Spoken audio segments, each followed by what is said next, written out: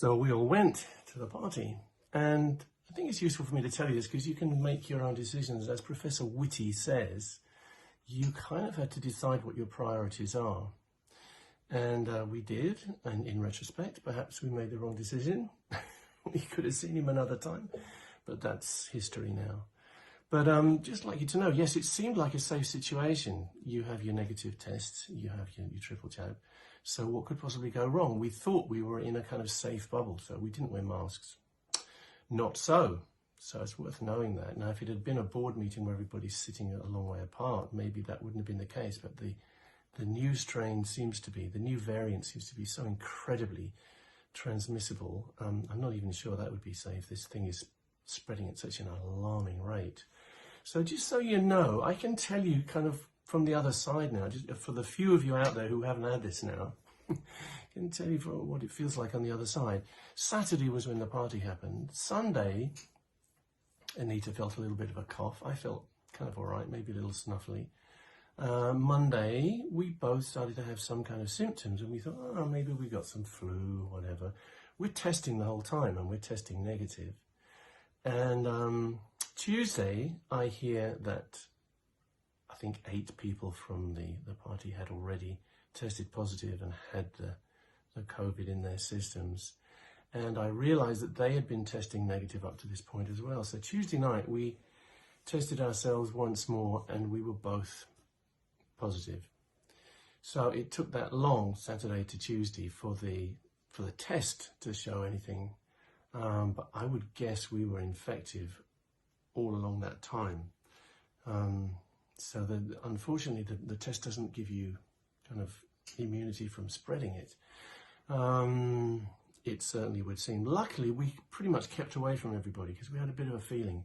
So hopefully we didn't infect anybody else, although I'm not sure. We're now quarantining, of course. And yesterday I showed you the picture with the lurid double red line, very strong in my system. By that time I'd had 2 horrendous days, I have to say. It's like the worst flu you can imagine, really. And felt very despondent. I nearly came on here to sort of show people how pathetic I looked. But I thought, no, this is trying to grab sympathy, and it would frighten people. But yeah, we were both poorly, me particularly. I was pathetic and just didn't want to talk to anyone, didn't want to see anyone, couldn't get out of bed. I was just filled with a mess in the head and all the flu symptoms, a terrible cough. Now, Saturday, this is day 7, you saw the test, and it seems that the red line is weaker. And I feel pretty good. Actually, I felt pretty good the last couple of days. So this thing does go away. But of course, there are so many people in hospitals right now who weren't jabbed, who are right on the line between life and death. And I can't emphasize to you enough, this is not the response that my body would have made on its own. It's making this response because I've had 3 Pfizer jabs. And I beg you and implore you to go and get jabbed if you're not already, because you need the help. I lost one of my very best friends to COVID very early on. In 6 days, it killed him.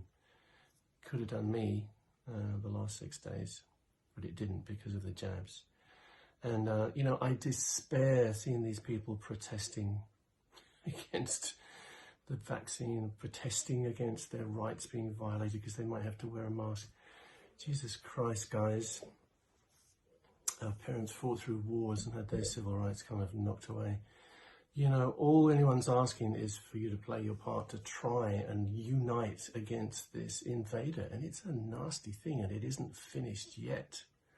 So by all means protest. You know, I'm the first person to support people's rights to protest, but protest against stuff that you should be actually concerned with. Protest against the ineptitude, the arrogance, the ignorance, the deceptiveness, the dishonesty of this government led by Boris Johnson. Yeah, protest.